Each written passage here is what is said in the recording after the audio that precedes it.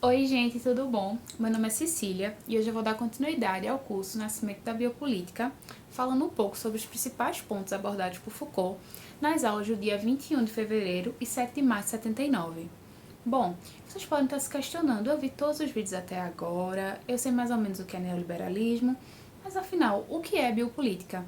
E enquanto eu estava lendo o livro, eu também tive esse sentimento. Eu disse, eu já estou entendendo mais ou menos a história do neoliberalismo, mas biopolítica o que é? E quase como se estivesse lendo a minha mente, o nosso queridíssimo Foucault, ou Foucault para os íntimos, fez o seguinte disclaimer antes de começar. Gente, eu sei que eu me alonguei um pouquinho em ordoliberalismo e neoliberalismo alemão, mas eu acho que isso é fundamental, estrategicamente, para explicar como a racionalidade neoliberal opera dentro da nossa sociedade. E é por isso que ele vai insistir um pouco mais nas perspectivas do ordoliberalismo até chegar no que de fato é a biopolítica. Então calma, respirem fundo, não pausem o vídeo, fiquem tranquilos que nos próximos capítulos vocês vão ter um gostinho do que é a biopolítica e até o final do curso eu tenho certeza que vai ser uma experiência massa. Mas bom, sem maiores enrolações, vamos dar continuidade. Foucault, para começar a aula do dia 21 de fevereiro, ele fala o seguinte: ao longo dos outros capítulos que já foi tratado por Mari, por Diogo e por Bianca, vocês perceberam que ele insiste muito no primeiro eixo do ordoliberalismo, que é tratar todos os indivíduos ou toda a sociedade sob a ótica da empresa, sobre o funcionamento da empresa e do mercado. Então, ele traz esse eixo 1 e ele diz, olha, o segundo eixo ordoliberal vai ser o seguinte: como a economia e o direito precisam atuar juntos para que a vontade do mercado seja respeitada dentro dessa ótica de que cada indivíduo é uma empresa.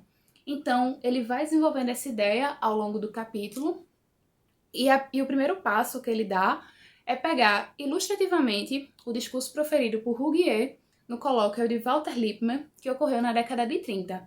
Esse colóquio reuniu várias pessoas, então não eram só neoliberais alemães, neoliberais franceses ou neoliberais americanos. Eram pessoas que divergiam em alguns pontos, mas que tinham uma ideia geral. E essa ideia geral ficou concentrada nesse discurso de abertura do colóquio de Rougier. E o que é que ele fala? Ser liberal é ser progressista, é estar atento para os avanços tecnológicos e os avanços do mercado e saber que regras que existem dentro da sociedade não podem ser mero arbítrio de um legislador. Esse legislador, ele precisa estar atento para o que o mercado deseja, para o que o mercado anseia. Ele não pode passar sobre o influxo natural do mercado. E aí, nessa perspectiva de naturalidade do mercado, existem algumas divergências que os ordoliberais têm, porém, a ideia geral de que o direito deve estar associado à economia é muito presente e todos têm essa concordância. Porém, partindo desse discurso de Rougier, o que é que acontece? Foucault traz o que seria o capitalismo para os ordoliberais. E aí a gente tem a seguinte questão: capitalismo é um conceito que é divergente em várias áreas. Então, se você perguntar o que é capitalismo para um marxista, ele vai dar uma resposta. Se você perguntar o que é capitalismo para um ordoliberal, ele vai dar outra. Se você perguntar para um neoliberal americano, ele vai dar outra. Mas nos concentrando apenas no que seria capitalismo para os ordoliberais, eles se concentram também na perspectiva de que capital nada mais é do que a troca entre indivíduos. Então, quando um ordoliberal fala do capitalismo, ele acredita que é possível que o capitalismo opere sem grandes incoerências. E claro que isso é passível de críticas, porém esse não é o momento, né? Então, eles dizem o seguinte: olha, a gente tem o capitalismo, a gente tem esses influxos, essas lógicas mercantis operando o tempo todo, porém, as críticas que se colocam ao capitalismo podem ser respondidas a partir do momento que surja um novo capitalismo. E esse novo capitalismo operaria da seguinte maneira: eu tenho a sociedade, eu tenho um âmbito no qual as pessoas estão sempre trocando, sempre fazendo suas diversas atividades, e elas vão ter um momento de conflito. Elas vão entrar em conflito em algum momento. E aí o que é que acontece?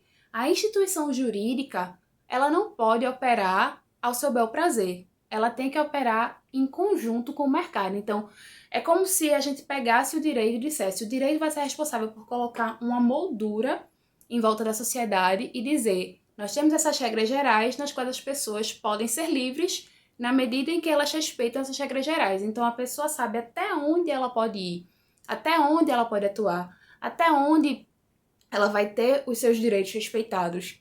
E aí é quando as pessoas também ficam mais protegidas, no sentido de que nunca, na visão do ordoliberal, obviamente, elas nunca vão sofrer com qualquer discricionariedade do legislador ou do Estado, digamos assim. Mas aí vocês podem estar questionando, tá, entendi até aqui. Mas para os ordoliberais, o que seria o Estado de Direito? E falar que o Estado de Direito é uma perspectiva de somente obediência às normas é falar muito pouco. Na verdade, quando a gente está falando de Estado de Direito, a gente tem que ter em mente que ele é um sistema de instâncias jurídicas que vão ser capazes de respeitar o fluxo do mercado na sociedade, certo? E quando esse mecanismo jurídico respeita o mercado, ele é capaz de lançar mão das bases, das regras gerais que vão permear essas relações e vão ser capazes de fazer com que a sociedade funcione da melhor maneira possível. Então, percebam, vamos recapitular um pouco algumas coisas que eu sei que eu falei demais agora. A gente tem o ordoliberalismo, certo? Certo. Dentro do ordoliberalismo, a gente tem a ideia de que toda a sociedade funciona enquanto uma empresa.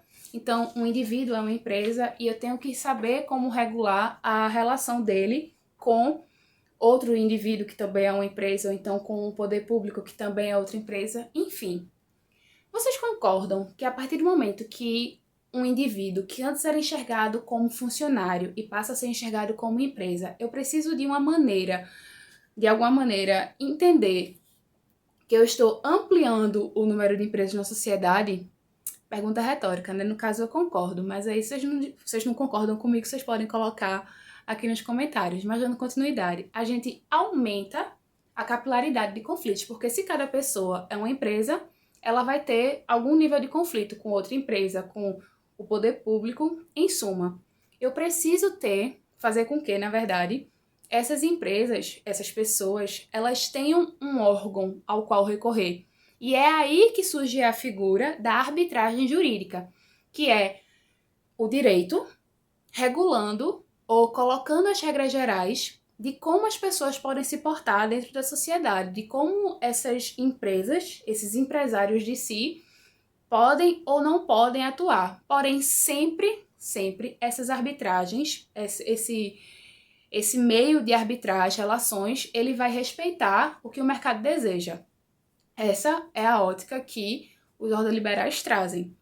E aí, eu acredito que o que é que seria aplicar esse Estado de Direito na ordem econômica?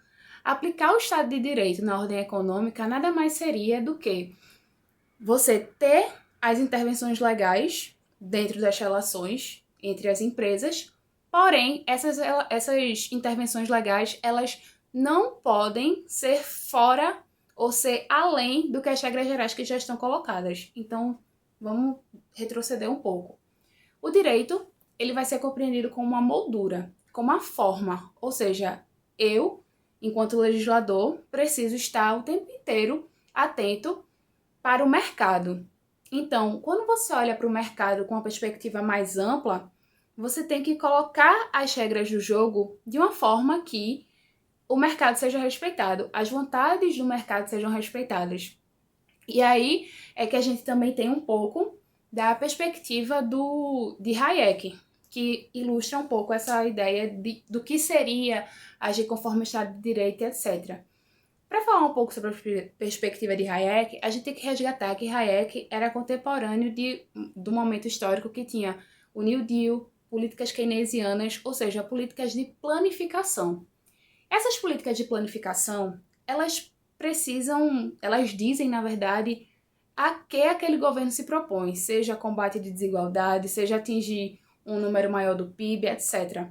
E aí Hayek coloca da seguinte maneira: o Estado de Direito, essa solução ordoliberal, essa solução para um novo capitalismo que iria surgir a partir de um velho capitalismo e a partir da ideia de que é possível existir um capitalismo sem incoerências e que é passível de críticas, a gente tem esse projeto de planificação em alguns países.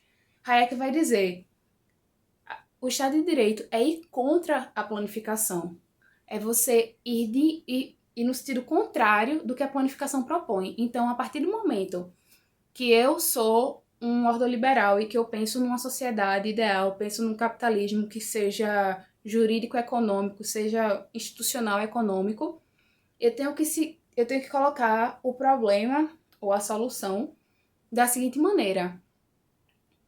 A gente tem a ideia de que o governo pode chegar a um fim, a política planificadora vai chegar a um fim. Na verdade, um governo neoliberal, um governo ordoliberal, ele tem que se propor a colocar as regras gerais. Ele tem que dizer até que ponto os indivíduos podem se portar dentro daquele contexto. E aí, depois disso, o mercado vai se regular da forma que tem que ser. Ou seja, a gente coloca a moldura e o mercado atua dentro dessa moldura, porém atentando para o fato de que a moldura é colocada de acordo com o que se pode fazer com que o mercado continue agindo dentro dessa sociedade e não sofra nenhum tipo de entrave. Ou seja, a partir do momento que você tem uma política planificadora, você está colocando certas balizas, você está dizendo: eu, enquanto Estado, vou intervir até aqui para combater o desemprego ou qualquer coisa do gênero. E aí é quando a gente tem a ideia de que falar que neoliberalismo ou que você ser liberal é você ser a favor de um Estado mínimo é dizer muito pouco sobre o neoliberalismo. Vocês veem que a gente está nessa série de vídeos desenvolvendo uma escadinha, né? Mostrando que não foi algo à toa, não foi algo de dizer, pronto, a gente bota o Estado mínimo e temos os problemas solucionados. Vocês percebem que o ordoliberalismo, ele precisa de várias construções ao longo do período histórico para dizer: talvez um novo capitalismo seja a gente conseguir associar o direito com a economia, fazer que os dois caminhem juntos e fazer com que, a partir da perspectiva de que as pessoas são empresas ou são empresários de si, elas podem ter esse posto de empresário de si respeitado através de um direito ou de uma arbitragem jurídica que saiba que está lidando com essa lógica da empresa, com essa lógica do mercado concorrencial. E aí, para finalizar, Foucault fala um pouco sobre entender a economia como um jogo. E o que seria esse jogo? A gente tem o Estado, que é quem vai impor as regras desse jogo, e as regras vão estar inseridas dentro do âmbito jurídico. E o âmbito jurídico vai entender o mercado e a concorrência como fundamentais para fazer essas regras. Então percebam que a economia e o direito estão se retroalimentando, mas percebam também ainda que o direito sempre vai estar na posição de observar o mercado para poder colocar suas regras. E aí, depois de toda essa explanação, Foucault fala um pouco sobre uma linha histórica na qual mostra o contexto francês. Óbvio que ele estava dando aula na França, então ele tinha que trazer para os alunos: olha, eu estou falando de neoliberalismo alemão porque isso chegou aqui. Porém, o nosso tempo é curto e eu só queria agradecer a vocês, pedir vocês ficarem ligados nos próximos vídeos, curtir, comentar, compartilhar. E é isso, acho que deu e tchau!